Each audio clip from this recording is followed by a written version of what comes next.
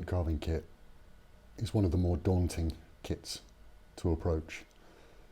The most obvious elements that are likely to prove challenging are the beak of the hummingbird, because it needs to be so thin, the feet, depending on how much detail you want to put in, and the tail, again, depending on how detailed or how three-dimensional you want to make it. With mine, I've gone very three-dimensional, but it is entirely optional. You can make it as flat or 3D as you like.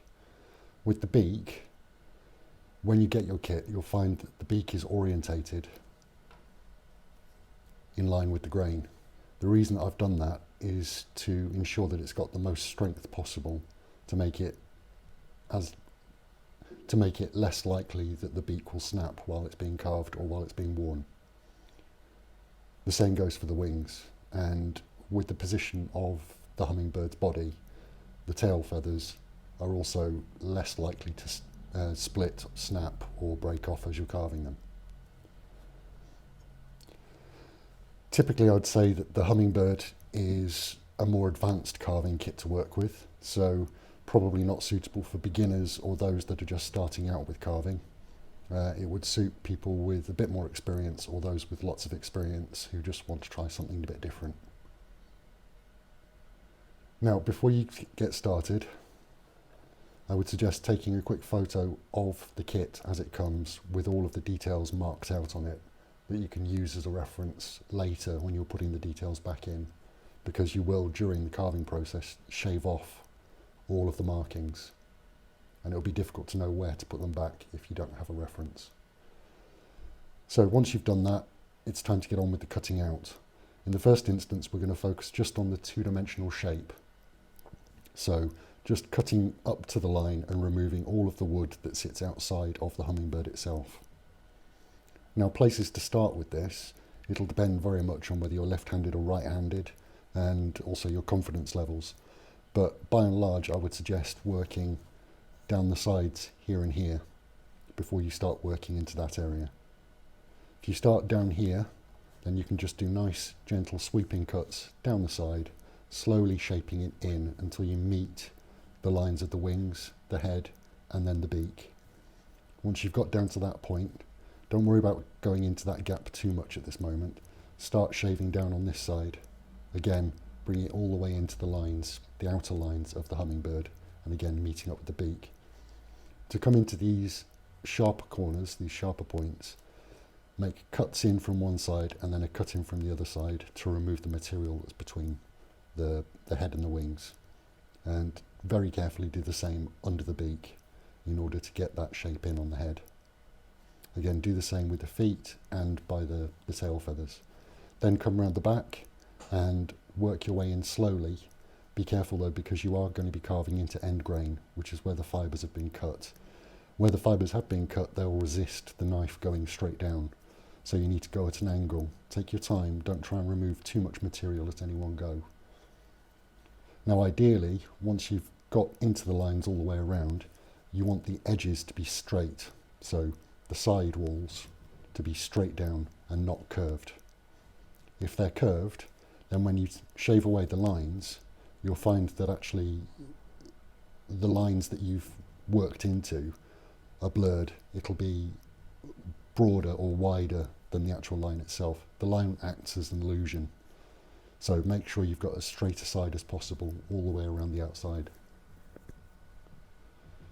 Now, when it comes to three-dimensional shaping, you need to take a moment, look at the design and work out which areas are nearest you or uppermost and which areas are furthest away or lowest in the design. Now, if I use mine as an example, in this case, the tip of the wing here is the element that's closest to us, closest to the camera and the viewer. So we'll want to remove as little as possible from that. And the elements that are furthest away are the beak and the rear wing, which you can just see there, and also these tail feathers. But as I say, that very much depends on whether you want to go fully three-dimensional or leave it as a more two-dimensional or flat tail. Once you've ascertained which areas are the rearmost, what you need to do is you need to carve down to the lowest parts first. By doing this, it helps you to judge how much depth you've got to separate between the lowest elements and the uppermost elements, and that'll enhance the three-dimensional effect that you can achieve. Now, to separate out these layers, these levels, take your knife and make a score line. So let's say if we're separating out the two wings, in the first instance, because they're quite flat, what you'll need to do is score down that line, just with your knife, straight as possible, down the line that separates the two wings. Go over it a couple of times, so you're not having to put too much pressure on, and then once you've got a decent score line there, make slicing cuts up to your score line to remove layers of material. Repeat that process, doing a score line and then shaving away until you've lowered the wing behind to the depth that you want it to be. So in this case, it's quite far back. Once you've done that, look at the other areas that are rearmost. So again, with the tail feathers, you want to carve away the material that sits over the top of these tail feathers to reduce the height relative to these tail feathers that are at the front, and also relative to the body. So make a score line cut down under the body there, and then shave away in layers. Remember, with the tail feathers and the wings, it's not just a case of they're on two different planes.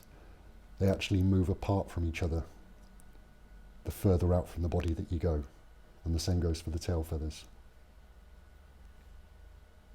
So always make sure that you're making graduated cuts as opposed to doing straight cuts and straight cuts.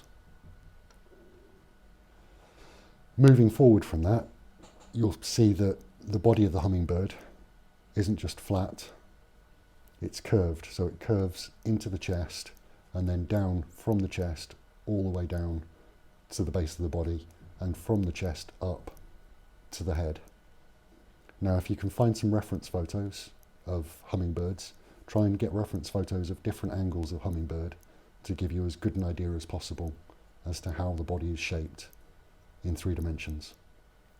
Use those as a reference point and keep shaving away material until you've got the basic shape as you want it. At this point, don't worry about the details because we'll be adding those in a minute.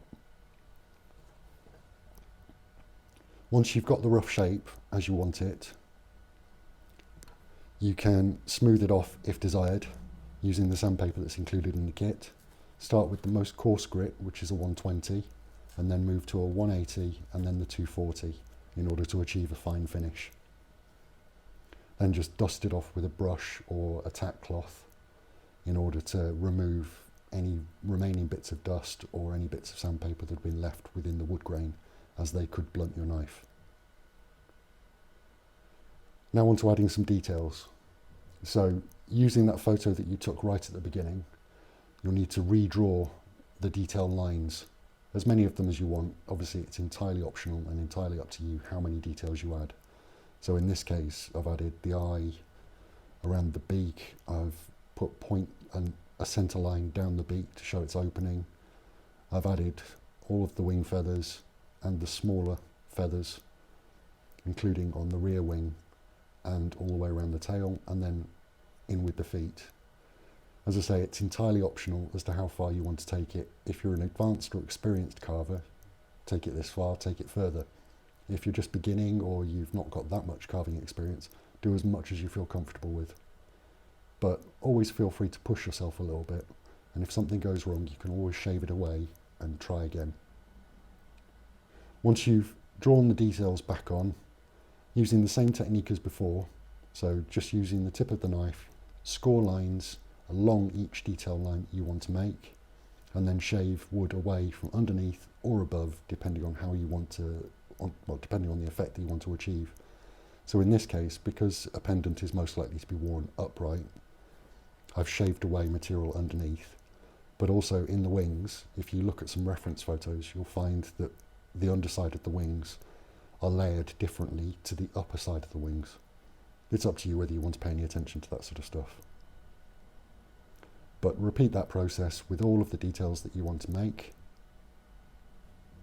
And then once you're happy with the details, all you need to do then is take the little eyelet that's included in the kit, Find the balance point in your piece. With the hummingbird, I found it was around here on the wing, but it will depend on how much material you've removed from elsewhere as to where the balance point is. Screw the eyelet in, thread the cord, and you're done. Thanks for watching. I hope you really enjoy carving the Hummingbird Pendant carving kit. And keep on carving. Thanks.